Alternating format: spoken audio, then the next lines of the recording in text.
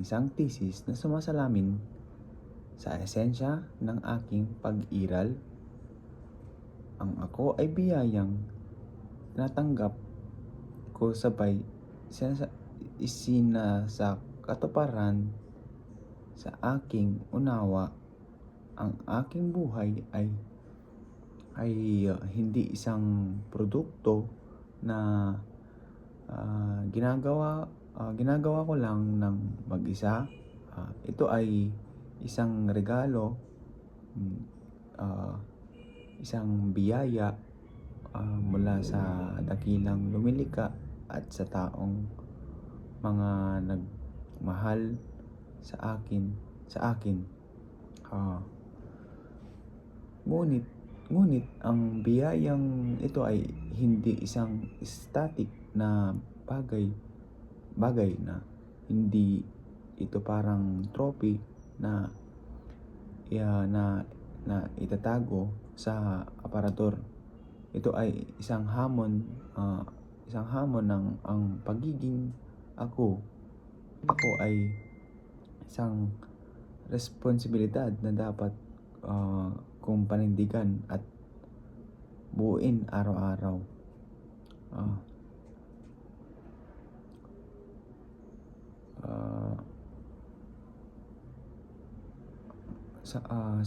Sa filosofiya, tinatawag nating itong subjectivity sa bilyon-bilyong tao sa mundo. Walang sino man ang may eksaktong kombinasyon ng aking mga karanasan. Aking mga luha at aking mga pangarap. Kapag sinubukan kong gumaya sa iba, conformity, tinatanggihan ko ang regalong binigay sa akin. Ang aking katuparan ay hindi makukuha sa pagiging photocopy ng ibang tao. Ang aking kaligayahan ay matatagpuan sa pagyakap sa sarili kong katotohanan. Gaano man ito kaiba sa likha ng lipunan,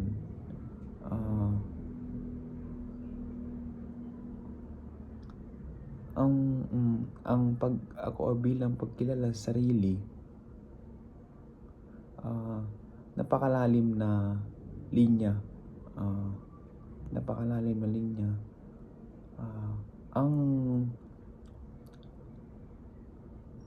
nagsasabing hindi nagiging ako kapag wala akong inaako. Ano ba ang ibig sabihin ng pag-ako? Ito ay pagtanggap ng pananagutan. Halimbawa, sa pag-ako ko sa aking tungkulin bilang isang leader o bilang isang anak, doon lumalabas ang aking tunay na kulay kapag tinatakasan ko ang aking mga responsibilidad. Unti-unting nawawala ang aking sarili.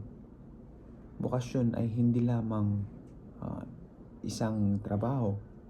Ito ang tugon ko sa pangangailangan ng mundo gamit ang aking natatanging talento. Dito ko matatagpuan ang aking dahilan kung bakit ako naririto.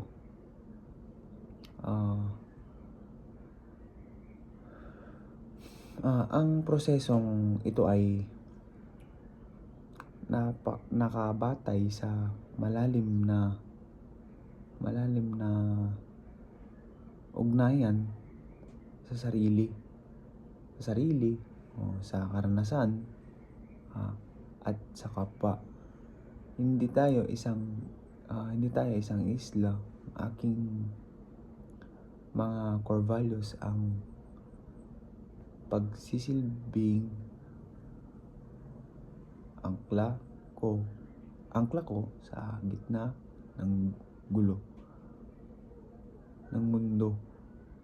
Pagsisilbing angkla ko sa gitna ng gulo ng mundo. Ang aking central mission ang nagsasabi sa akin kung ano ang dapat kong piliin, dahil ang buhay ay serye ng mga pinipili ko ang pinipili ko ang magmahal, pinipili ko ang maglingkod, pinipili ko ang maging tapat. Ang mga pagpiling ito ang humuhubog sa aking compelling vision. Ngunit alam kong ang landas na ito ay hindi tuwid. May mga pagkakamali, may mga pagliko at mga panahong parang naliligaw ako.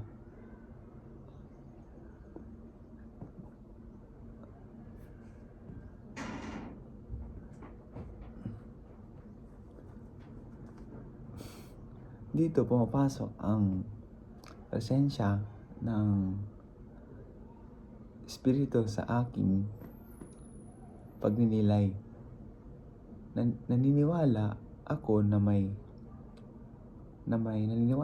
may puwersang higit pa sa akin na gumagabay sa bawat hakbang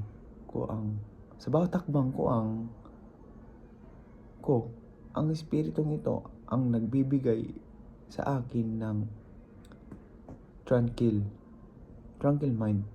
Sa gitna ng unos, ang aking filosofiya sa pamumuno at pagkatao ay hindi nakaukit sa bato. Ito ay isang work in progress. Ito isang work in progress.